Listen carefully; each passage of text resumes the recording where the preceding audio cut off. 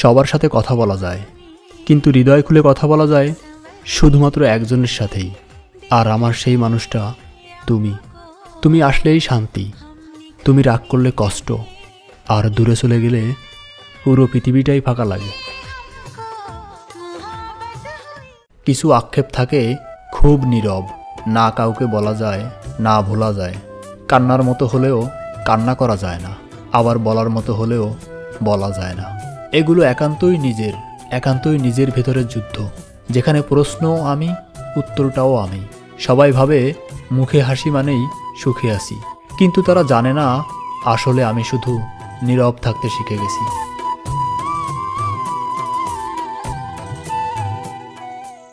বদলে যাওয়াটা আমার অপরাধ নয়, ওটা তোমার দেওয়া দান। আজ অভিযোগ করছো আমি বদলে গেছি, শুনে হাসি পায়। আমি শখ করে বদলাইনি, আমাকে বদলাতে বাধ্য করেছো। আমার বর্তমান রূপটা দেখার আগে একবার আয়নার সামনে দাঁড়িয়েও নিজেকে প্রশ্ন করো, তুমি আমার সাথে ঠিক কি করেছিলে? উত্তরটা ফেলে বুঝবে এই আমিটা আসলেই তোমারই অবহেলার সৃষ্টি।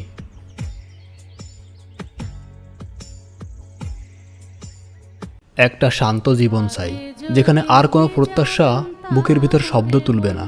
অনুভূতিটা ক্লান্ত হয়ে বিশ্রামে যাবে, আবেগ আর দাবি করবে না নিজের অধিকার। কোনো কিছু পাওয়ার লোভ থাকবে না, হারানোর আশঙ্কায় কাঁপবে না মন। কোনো কিছু আঁকড়ে ধরার তাগিদও থাকবে না, থাকবে শুধু নিঃশব্দতা। যে নিঃশব্দতায় হৃদয় নিজেকে হারিয়ে নয়, বরং নিজেকেই খুঁজে পায়। শুধু শান্তি, অগভীর নয়, গভীর, একেবারে আত্মার ভেতর পর্যন্ত নেমে যাওয়া শান্তি। যাকে আপন ভেবে আশ্রয় নেওয়া হয়, যার হাতে নিরাপদ থাকার কথা ছিল, তার দেওয়া কষ্টই সবচেয়ে গভীরে বসে যায়। কিছু আঘাত কান্না শেখায় না, প্রতিবাদও শেখায় না, শুধু মানুষকে ধীরে ধীরে নীরব হয়ে যেতে শেখায়।